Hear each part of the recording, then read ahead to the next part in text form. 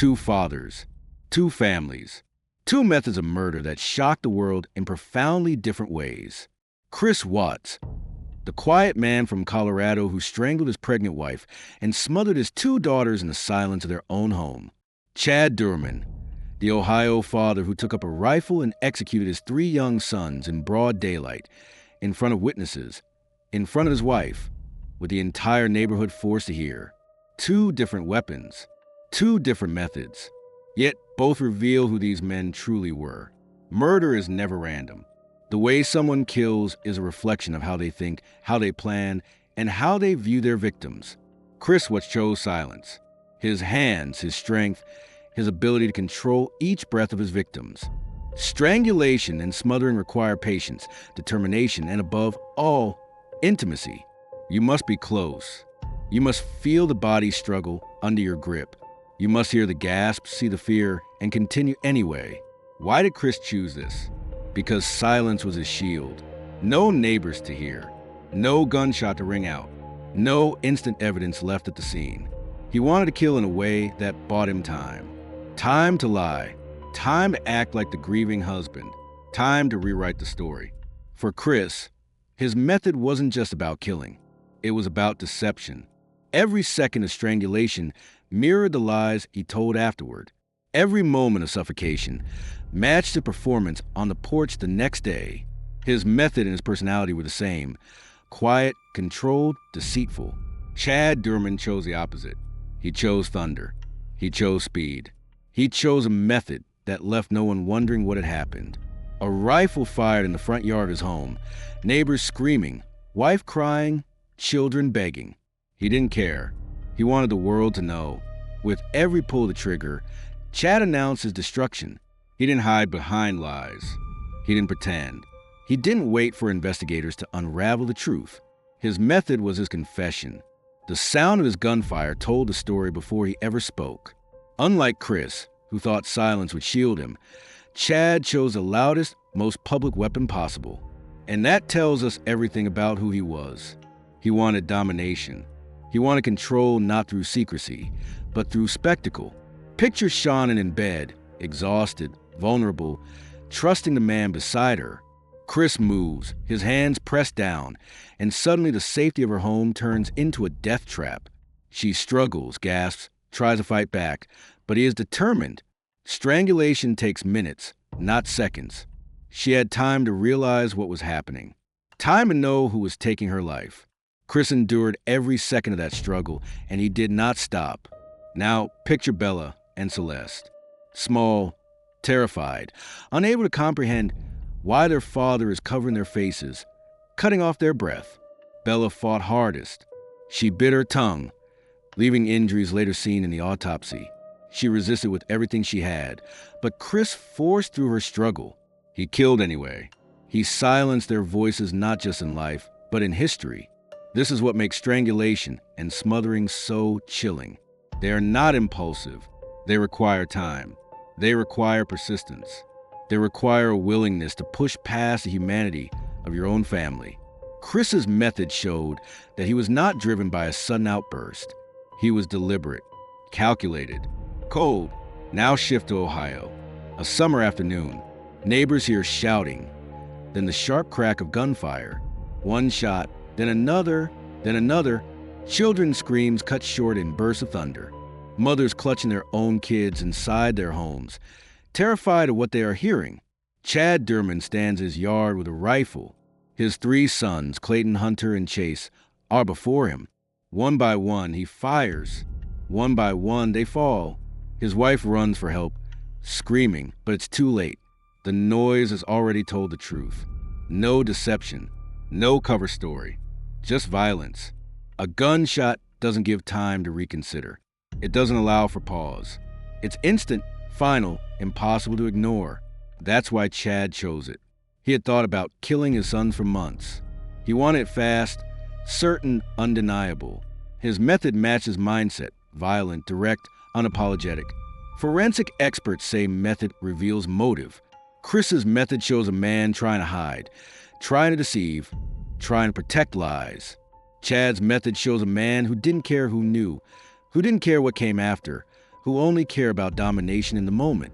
Chris's silence was his weapon. Chad's thunder was his.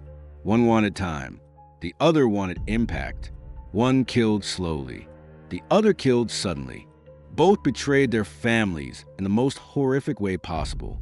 Think of the aftermath. In Colorado, neighbors were confused. Shanann's friend reported her missing. Chris appeared calm, speaking softly, insisting he didn't know where she was. He gave interviews on the porch, arms crossed, playing the part. His method had bought him hours of deception. For a time, people wondered if Shanann had taken the kids and left. For a time, they believed his lies. In Ohio, no one doubted what happened. The neighbors had heard it. They had seen it. Police arrived to a scene already written in blood and gunpowder. There was no story to invent, no lies to spin. Chad confessed immediately, his method leaving nothing to deny. Chris's hands told the story of a man desperate to hide. Chad's rifle told the story of a man who didn't care who saw. One reveals cowardice. The other reveals brutality. But both leave us with the same haunting truth.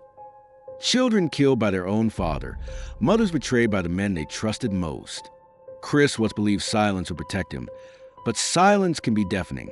The human body tells the truth. Shanann's bruises, the burst blood vessels in her eyes, the marks of pressure on her neck, they spoke louder than any of Chris's words. Bella's injuries told investigators that she had fought for her life. Celeste's small frame revealed signs of suffocation. Even baby Nico, still in Shanann's womb, was lost that night. Chris thought his method was clever, but the evidence screamed otherwise. Strangulation and smothering cannot be erased. They leave imprints on the body that last far longer than the silence he counted on. His hands betrayed him in the end. Chad Doerman didn't need forensic analysis to prove guilt. His weapon had made his intent clear to the entire neighborhood. When a rifle fires, there is no mistaking the sound. There is no denying what happened. His sons didn't just vanish. They didn't disappear quietly. Their lives ended with violence that could be heard streets away. When deputies arrived, Chad was waiting. He didn't pretend. He didn't spin a story. He admitted immediately what he had done. His rifle had already delivered the confession for him. His method made denial impossible. Psychologists often study killers' methods to understand their minds. Chris chose a method that extended suffering. He looked into Shanann's face as he pressed down. He felt Bella's small body resist. He knew Celeste was frightened, confused, struggling under his weight. Each second was a choice to continue. His method required him to override every natural instinct a father should have. It was calculated, not impulsive. Chad's method was brutal, but fast. A trigger pull, a loud bang, and life ended in a fraction of a second. He didn't have to endure their eyes on him for long. He didn't have to feel their small hands fight back. He erased them in seconds. His choice of a rifle removed hesitation, removed the possibility of stopping, removed the humanity of the act. His method was designed to make the killings quick, final, and undeniable. Chris's murders required lies afterward. He had to keep the silence going. He had to convince friends, family, and the police that Shanann had left. He had to play the role of grieving father, while investigators watched his every move. His method was not just strangulation. It was strangulation followed by deception. Chad's murders required nothing afterward. There was no mask to wear, no story to invent. The rifle had spoken for him. He surrendered, confessed, and accepted his role as a killer. His method was not followed by lies. It was followed by blunt admission. Think about the psychological difference. Chris was a man of masks. His silence was a mask. His lies were a mask. His method was chosen to preserve the mask as long as possible. But masks eventually break. And when they did, he crumbled, confessing under the weight of evidence. Chad was a man without masks. His violence was exposed from the first shot. His confession matched his act. There was no need for pretense. His method was consistent with his coldness. The victims' experiences also tell the difference. For Shanann, Bella, and Celeste, their final moments were stretched out. They had time to feel fear, confusion, desperation. Bella, especially as the oldest, had time to resist, to fight, to know what was happening. Their suffering was prolonged by the method Chris chose. For Clayton, Hunter, and Chase, their final moments were filled with shock and disbelief. They saw the gun. They heard the blasts. They knew instantly what was happening. Their suffering was not prolonged, but it was overwhelming in its speed. They had no chance to process, no chance to escape, no chance to plead for mercy. The rifle made sure that both groups of children died in terror. But the kind of terror was shaped by the method: slow suffocation versus sudden execution, silence versus thunder. And what about the communities left behind? In Colorado, there was confusion at first. Neighbors didn't know what had happened. Chris's interviews made some wonder if Shanann had run away, if the family was missing by choice. The silence of his method created space for doubt, for speculation, for hope that was cruelly false. Only later did the truth emerge, and with it, the devastating realization that Chris had been lying all along. In Ohio, there was no doubt. The community heard the shots. They saw the aftermath. They knew immediately what had taken place. The rifle removed any ambiguity. The grief was sharp, immediate, devastating. There was no hope to cling to. The truth was already loud and clear. Chris's method dragged out the horror for everyone. Shanann's friends spent hours wondering, hoping. Investigators searched, questioned, pieced together the puzzle. Lies strung the community along until the confession broke the mask. Chad's method collapsed the timeline. There was no wondering, no waiting. The horror was instant and undeniable. Both outcomes shattered families. Both outcomes scarred communities. Both methods destroyed lives. So we return to the central question. What do methods of murder tell us? They tell us who the killers are. Chris's silence reflected his lies. Chad's thunder reflected his bluntness. Chris's method was about deception. Chad's method was about domination. Both methods expose their psychology as clearly as their crimes. And though the details differ, the end result is the same. Children lost, mothers betrayed, communities broken. Chris what's murdered with silence. Chad Doerman murdered with thunder. Two methods, two killers, two portraits of evil. Chris what's carried out his murders in silence because he believed silence was control. He imagined he could choreograph every detail. Shanann quietly gone, the girls quietly missing, his own life quietly transitioning into the fantasy he had promised Nickel. He wanted his crime to look like an empty house, not a crime scene. But silence has a strange way of revealing itself. Investigators always look for what is missing. No signs of forced entry. No footprints in the yard. No broken glass. Nothing to suggest Shanann had taken the girls and left. His silence didn't create freedom. It created suspicion. Chris underestimated how loudly silence can speak. Chad Doerman's thunder left nothing hidden. From the first shot, his community was consumed by sound. Neighbors dialing 911. Children screaming. His wife running for help. There was no way to disguise it. No way to erase it. Chad never tried. He didn't say the boys had run away. He didn't pretend someone else had done it. His confession came as easily as pulling the trigger. I did it. The noise of his rifle had already told the truth. His words only confirmed what everyone already knew. Chris relied on silence to stage his act. His interview on the porch, his calm explanations to police, his carefully chosen words, all were extensions of his silent method. He thought if the murder had no sound, the story could stay under his control. But his own body betrayed him. His fidgeting, his forced smiles, his overly detailed answers. Even his neighbors picked up on it. The quietness of the crime was undermined by the unnatural behavior that followed. His method forced him to lie, and the lies made him unravel. Chad's method forced no unraveling. There was nothing to maintain. No false mask to wear. He didn't need to fake emotion. He didn't need to act for the cameras. The rifle had spoken already, and he accepted it. His method didn't just kill. It eliminated the need for lies. And that is one of the most terrifying truths about thunder as a method. It strips away deception. It lays bare the reality immediately. It forces everyone, including the killer, to confront the truth with no delay. Consider the impact on the investigators. For Chris, detectives had to carefully peel back layers of silence. They had to notice inconsistencies in his words, press him through polygraphs, and piece together physical evidence to break the story. His method turned the investigation into a puzzle, forcing them to decode his deception. For Chad, detectives didn't need puzzles. The bullets, the witnesses, a confession, all of it was undeniable. The investigation became less about what happened and more about why. His method didn't require unraveling. It required understanding the psychology of a father who executed his sons. This difference shaped the way the world saw them. Chris became the man who lied, the husband who stood on his porch pretending to miss his wife, the father who spoke calmly about his missing girls while knowing they were dead. His method of silence forced him into a role, and the world despised the mask he wore. Chad became the man who admitted it, the father who confessed at the scene, the killer who didn't bother with lies. His method of thunder made him infamous for his bluntness, for the horror of the act itself, not for the deception that followed. Two reputations, two methods, two portraits of evil. For the victims, the difference was once again in how they suffered.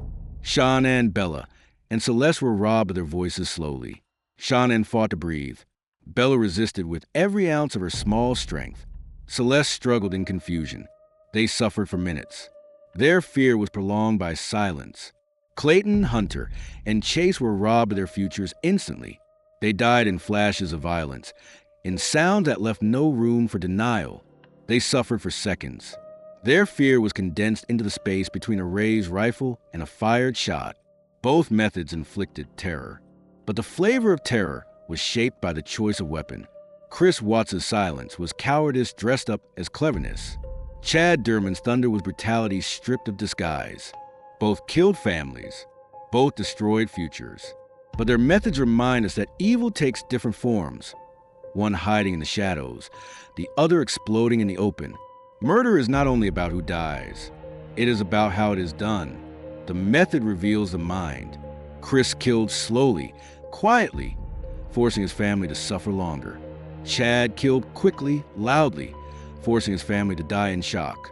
Both reveal what kind of men they truly were. Both reveal that evil wears many faces, but always finds a method. Chris Watts' silence also shaped how the public judged him. For days, people debated whether Shanann had truly disappeared, whether Chris was simply a grieving husband. The silence of his method created doubt. Cruel, temporary doubt that kept friends and family clinging to hope.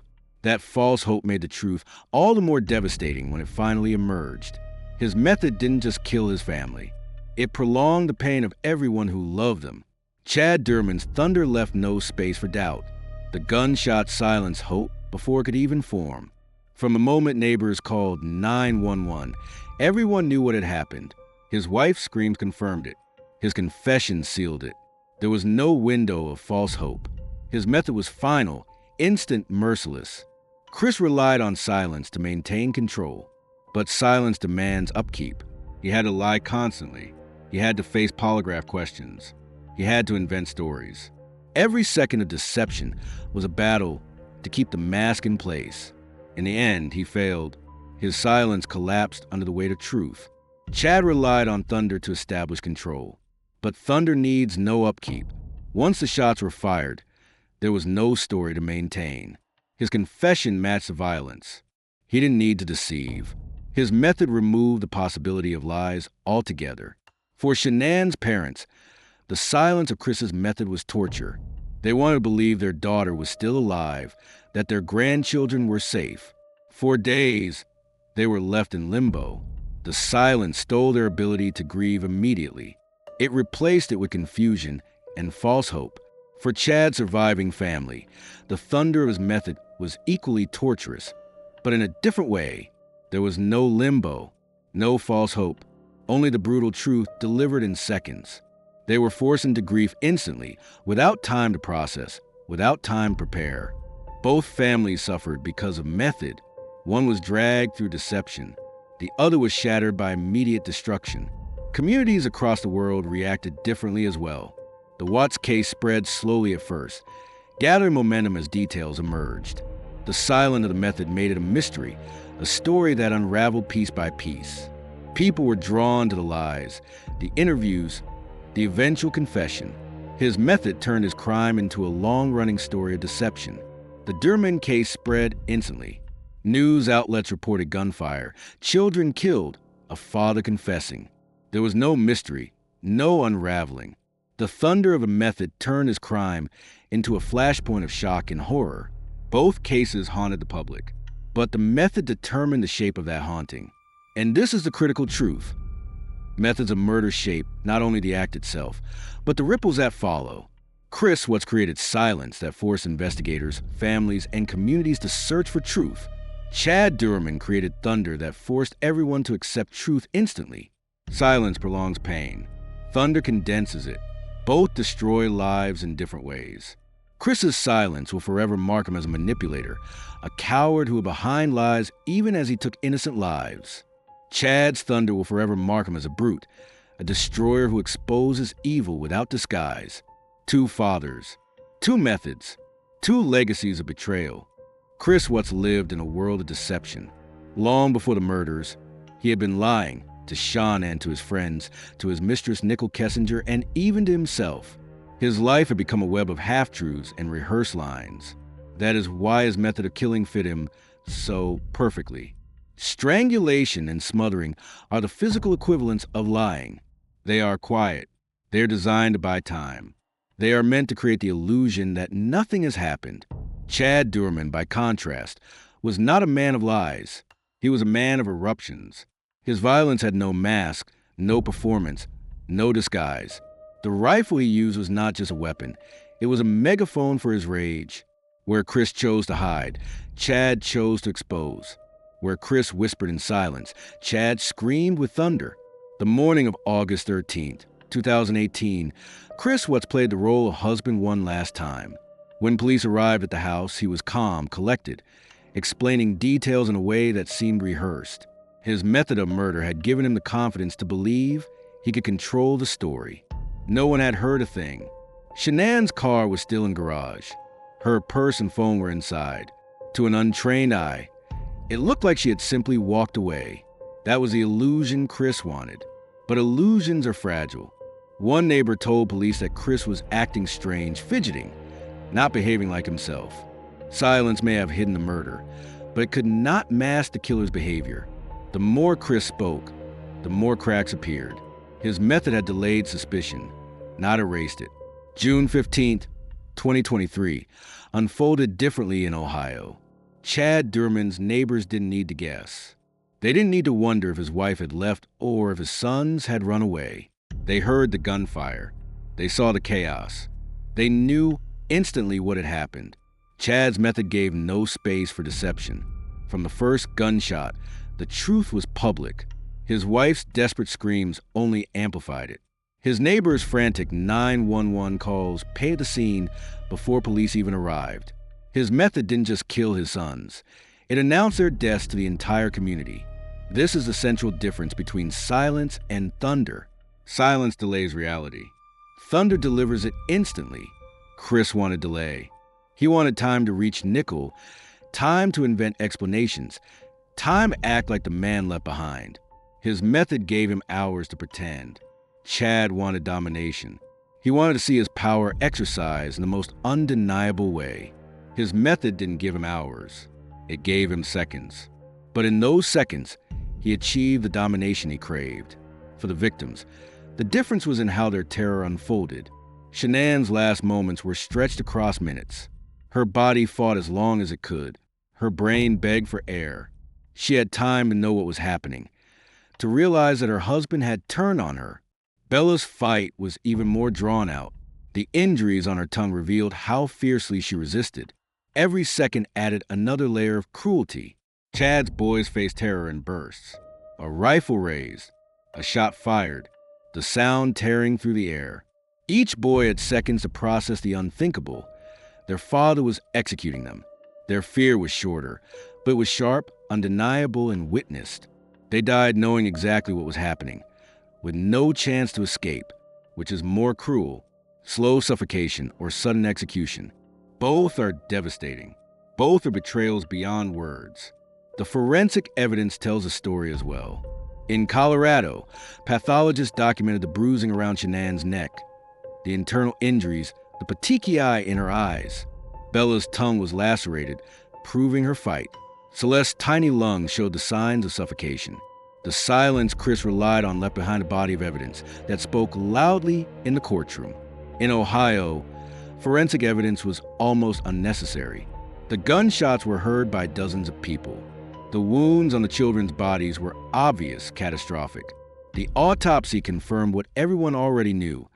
They had been executed at close range by their father. The rifle was still in Chad's hands when police arrived. His method left no mystery. Silence leaves questions. Thunder leaves none. Chris's method forced investigators to piece together the truth, while Chad's method delivered it instantly. But both led to the same conclusion.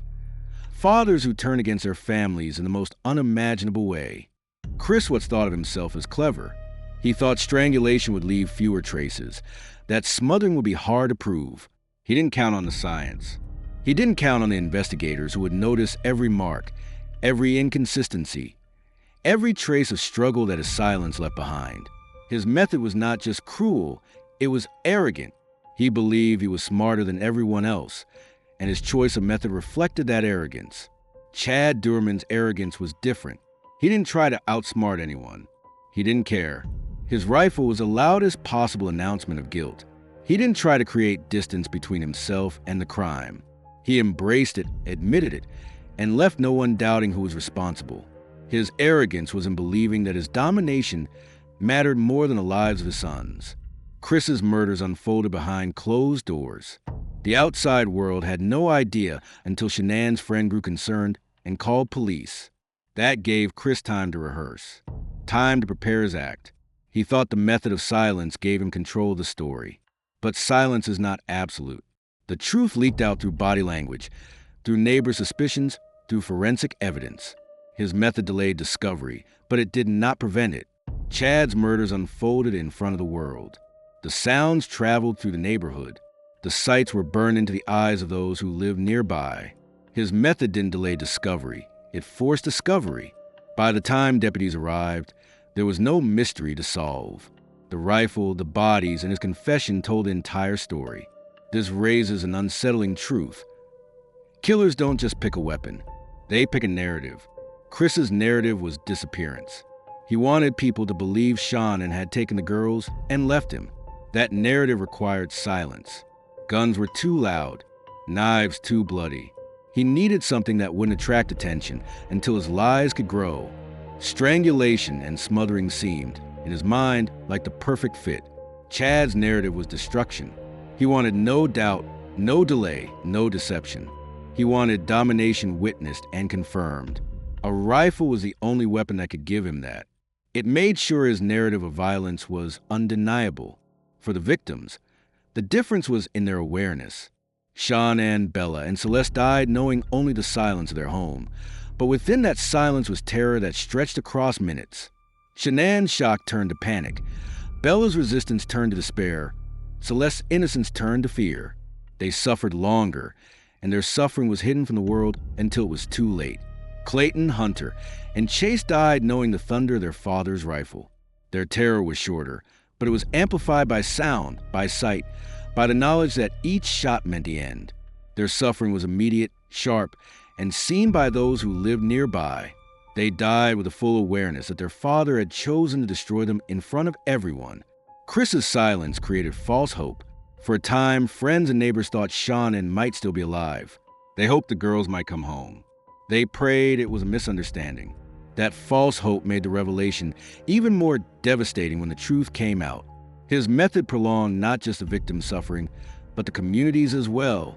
Chad's thunder destroyed hope instantly. The moment the first shot rang out, the neighborhood knew. The grief was immediate. There was no time to hope, no time to wonder. His method collapsed the timeline of pain into a single, shattering moment. Both men chose methods that matched their psychology. Chris, the liar, the manipulator, chose silence to preserve his lies. Chad, the brute, the destroyer, chose noise to prove his control. Their methods were not accidents. They were reflections. And when we study them side by side, we see the two paths evil can take. One hides in silence. The other announces itself in thunder. Both paths lead to betrayal, devastation, and tragedy. Chris Watts' silence was not just a method of murder. It was a strategy for deception. After the killings, he tried to weave his crime into a story of disappearance. He told police Shanann might have gone to a friend's house. He suggested she might have needed time away. He hinted she could have left him. Every word was crafted to keep the silence intact. But silence is fragile. A neighbor noticed Chris acting strangely when police searched the home. He fidgeted, spoke too much, and over-explained simple details. Investigators sensed the act. They knew silence had covered the crime, but silence was also cracking under pressure. Chris underestimated how much his behavior would betray him. Chad Doerman's thunder required no such act. He never pretended his sons had been kidnapped. He never invented a disappearance. He admitted it. His rifle had already told the truth, and his words confirmed it. There was no story to build, no lies to maintain. His method erased the possibility of deception. For Shanann's friends, the silence was torture. They called, texted, begged Chris for answers. They hoped Shanann would walk through the door. They believed the girls might still be alive. Every hour of false hope deepened the wound that would later tear open. Chris's silence was not only his weapon against his family, it was his weapon against the truth. For Chad's neighbors, thunder was its own torture. They didn't wonder. They knew. The sound of shots carried across the neighborhood. The screams of his wife confirmed it. And by the time deputies arrived, the story was already clear. Hope was destroyed in seconds. The grief was immediate and overwhelming. Both methods inflicted pain not only on the victims, but on everyone who loved them. Silence drags pain out over time. Thunder delivers it instantly. Neither spares the families, neither softens a horror. Chris believed silence would keep his fantasy alive, the fantasy of starting fresh with nickel. But silence could not hide bruises, could not erase evidence, could not cover the inconsistencies that piled up against him. His method betrayed him because it required lies, and lies collapse. Chad believed thunder would show his power. He wanted domination, and his rifle gave it to him.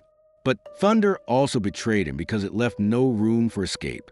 Once the shots were fired, there was no undoing the truth. His method chained him to his crime forever. In the end, both men were exposed by their methods. Silence could not protect Chris. Thunder could not protect Chad. Each weapon carried its own betrayal. Chris Watts' silence also shaped the way his lies unraveled in court. Prosecutors emphasized that strangulation is not a crime of impulse. It requires sustained effort. It takes minutes of pressure, minutes of hearing gasps and cries, minutes of watching life drain away. Chris had countless chances to stop, yet he chose not to. His silence proved intent, patience, and cold calculation. Chad Doerman's thunder needed no such emphasis. The evidence spoke louder than any attorney. The ballistic reports, the neighbors' 911 calls, the bodies of 3 children struck down within seconds. His confession confirmed what the community already knew. The rifle was not just a weapon, it was a statement of domination, and the noise of it became his testimony. Chris clung to his lies until they collapsed.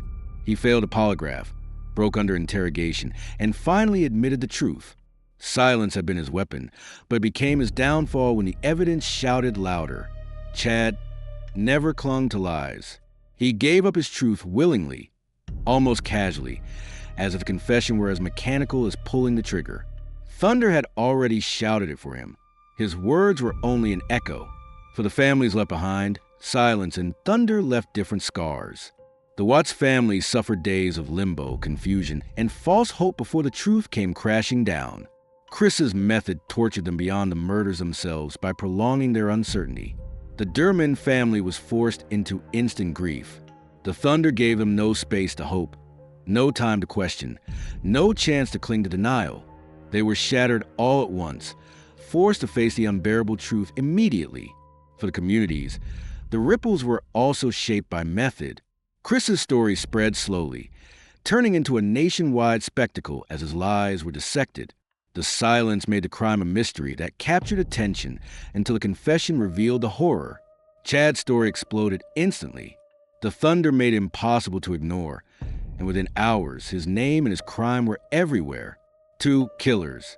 2 methods, both exposed not just by what they did, but by how they did it. Chris Watts murdered with silence, believing it would hide his betrayal. Chad Doerman murdered with thunder, believing it would enforce his domination. Both were wrong. Silence betrayed Chris through evidence. Thunder betrayed Chad through exposure. The lesson is chilling but clear. Method is not just a weapon. It is the story a killer tells about himself. And in both these cases, that story revealed cowardice, cruelty, and evil that the world will never forget.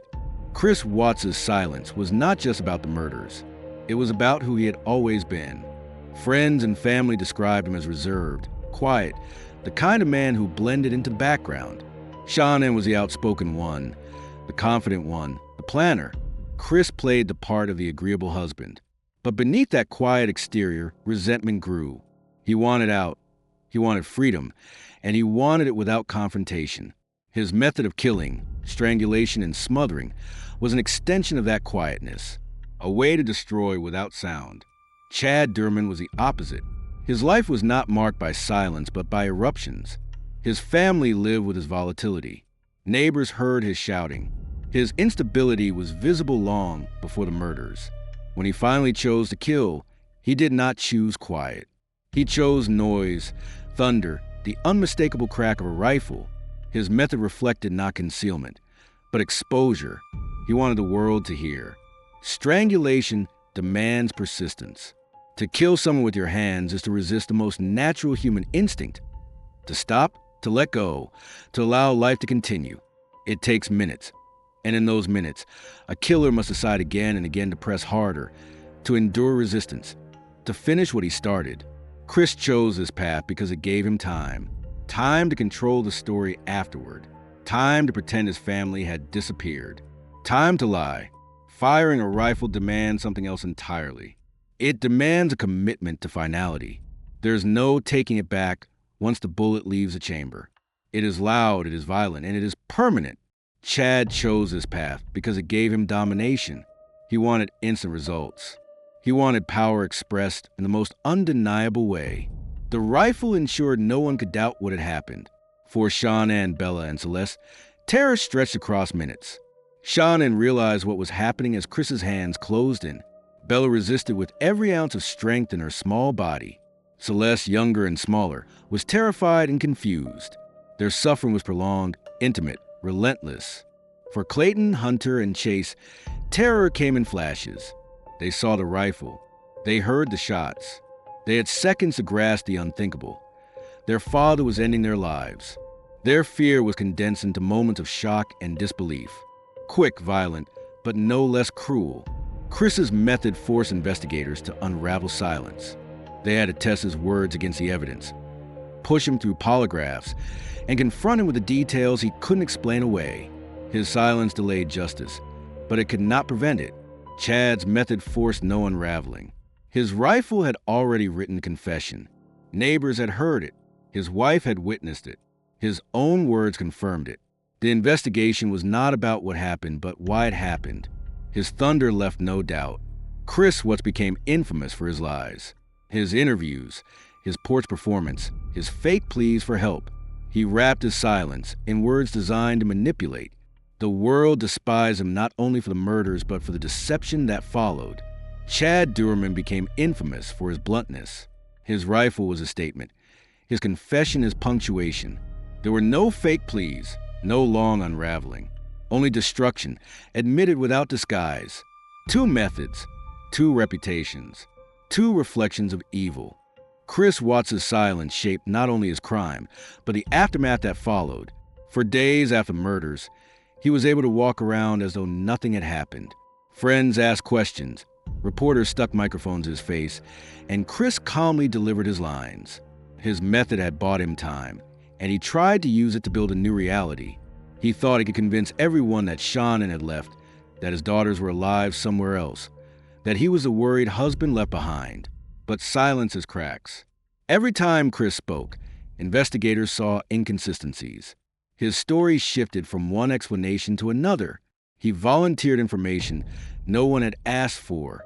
His body language was tense and unnatural. His silence may have covered the sound of murder, but it could not cover the guilt that leaked through his behavior. Chad Doerman's Thunder left no such space for acting. He never gave a porch interview. He never claimed his children had vanished mysteriously. From the moment deputies arrived, there was no confusion. His method had made sure of that. He confessed, blunt and cold, and the world instantly understood the horror. For Shanann's parents, the silence was agony. They called, prayed, begged for answers. They wanted to believe Shanann might come home, that Bella and Celeste might be safe somewhere. Every hour of uncertainty deepened the wound. Chris's method prolonged their suffering, leaving them in limbo until truth crashed down. For Chad's surviving family, Thunder was equally agonizing, but in a different way. They had no limbo, no false hope. Their grief came all at once, delivered in the sharp cracks of gunfire. The violence forced them into instant mourning. There was no chance to prepare. Their lives were split into before and after in the span of seconds. Communities also felt the difference. In Colorado, the story unraveled slowly. The silence made it a mystery that people followed piece by piece, each new revelation darker than the last. In Ohio, the story exploded immediately. Within hours, the news of a father executing his 3 sons spread like wildfire. Thunder gave the public no time to process, only shock. Silence deceives. Thunder devastates. Both destroyed families, both scarred communities. But the shape of the pain was determined by the method. Chris believed his silence could preserve his fantasy life, the one he promised Nickel. But silence cannot hold back the truth forever. Shanann's body was discovered. Bella and Celeste's remains were found. The autopsies revealed what silence had tried to hide. His method failed him. Chad believed his Thunder could assert domination. He wanted control, and he achieved it with brutal finality. But Thunder cannot protect a killer either. It left witnesses, evidence, and confession that tied him forever to his crime. His method failed him too. Both men thought their weapons gave them power. Both were wrong. Silence betrayed Chris. Thunder betrayed Chad. Chris Watts' silence also revealed something about his character that haunted investigators and the public alike. Strangulation is not a quick loss of control. It requires choice after choice. Each second is a decision to continue pressing, to ignore the pleas, to silence life. The act itself revealed his persistence. It showed that he was willing to look into the faces of his wife and children and continue even as they fought back. His method revealed that he was not a man who snapped in a moment of rage, but a man who deliberately chose betrayal. Chad Doerman's Thunder revealed a different kind of character. The rifle in his hands stripped away any hesitation. He did not endure long minutes of contact with his victims. He did not prolong the act. Instead, he chose a method that ended life in an instant. But in that instant was domination, the sheer brutality of ending 3 young lives in front of their mother, in front of their neighbors, in front of the world. His method showed not calculation in hiding, but certainty in destroying. For Shanann, Bella, and Celeste, their father's silence became a prison.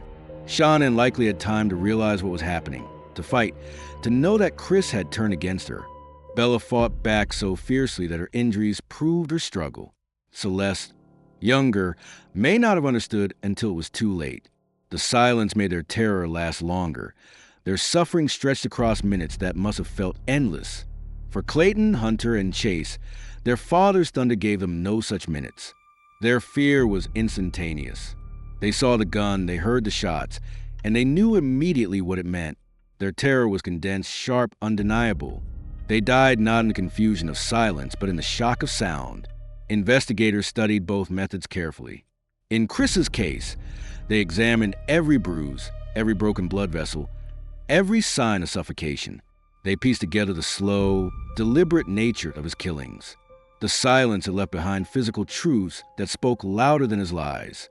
In Chad's case, the investigation was almost secondary. The gunshots were heard. The wounds were obvious. The rifle was still warm in his hands.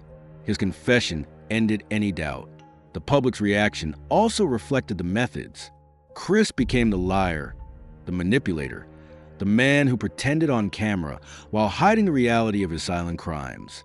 People hated him for the deception as much as for the murders themselves. Chad became the destroyer, the man who admitted openly to executing his sons. People recoiled not from deception, but from the sheer bluntness of his violence. Silence shaped Chris's image. Thunder shaped Chad's. Both methods told the world who these men were without them ever needing to explain. Chris Watts' silence shaped the way his case unfolded in court. Prosecutors used it to show calculation. They reminded the jury that strangulation is deliberate, that it takes time, that it is not the act of a man who lost control in a flash of anger. They showed how he planned, how he persisted, how he continued until his wife and children were gone. His silence was not only his method, it was the evidence of his intent. Chad Doerman's thunder shaped his case differently. There was no need to prove calculation through time. The gun, the bullets, the wounds, the witnesses, they told the story. His confession made it even clearer. The rifle had spoken in front of everyone, and he admitted it without hesitation. His thunder was evidence of domination, of months of planning that ended in a violent outburst no one could deny. For the victims' families, both methods left different but permanent scars. Shanann's family endured days of confusion, of hoping she and the girls might still be alive. They were forced to suffer through false hope before the truth came out. Chris's silence prolonged their agony, keeping them in limbo.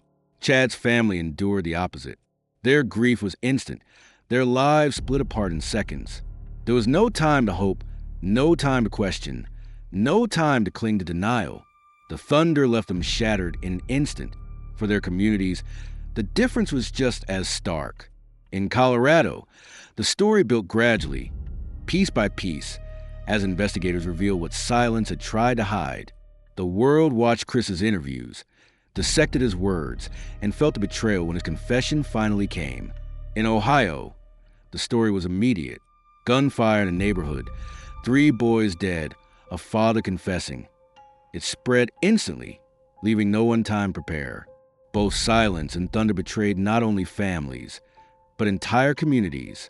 Silence dragged out the horror, while thunder delivered it in an instant. Silence created a story of lies unraveling, while thunder created a story of blunt destruction. Both methods showed the world that evil takes many forms, and both left legacies of devastation. Chris Watts will forever be remembered as a manipulator, the man who murdered with his hands and then lied to cover it up. Chad Doerman will forever be remembered as the executioner, the man who murdered with a rifle and admitted it openly. 2 fathers, 2 methods, 2 betrayals that will never be forgotten. Chris Watts' silence was not just a way to kill. It was a foundation of his entire identity. He had lived a double life, quiet on the surface but secretly plotting escape.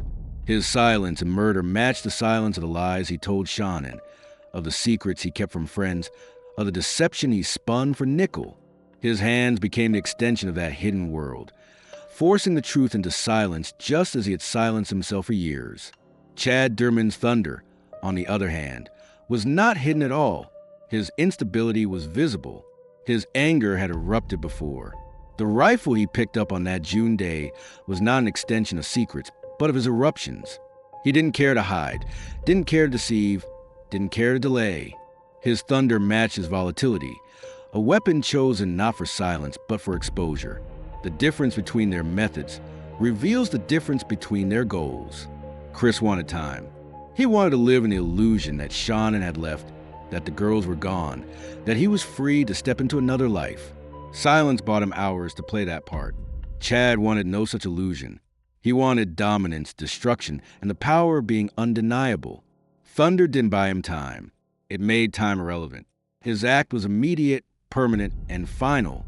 For Shanann, Bella, and Celeste, their father's silence meant long moments of terror. Every second stretched into eternity as they fought for breath, as they realized the betrayal of the man they trusted most. Their fear was intimate, direct, unending until the last gasp. For Clayton, Hunter, and Chase, their father's thunder meant sudden terror. A rifle raised, a shot fired, the end forced upon them in seconds. Their fear was overwhelming but compressed, as if their entire childhood ended in a single instant. Chris's silence became his performance. He lied to police. He spoke to the cameras. He pretended to be worried, to be searching, to be the grieving husband. The method of his murder required the method of deception afterward. He had to sustain the lie, or the silence would shatter. Chad's thunder required no performance. His confession was blunt, his guilt undeniable. He didn't try to create a story, didn't try to win sympathy. His rifle had already told the world what he had done, and his words only confirmed it. For investigators, silence was an obstacle in Chris's case. They had to work through lies, to confront his contradictions, to test him until the mask broke. His method created complexity. For investigators in Chad's case, thunder was simplicity. The weapon, the wounds, the confession, all lined up immediately. His method created certainty. And yet both methods led to the same place, a courtroom where two fathers faced the consequences of destroying their families. One brought down by silence that cracked under the weight of evidence. The other brought down by thunder that left nothing to deny. Chris once believed silence would allow him to walk into a new life.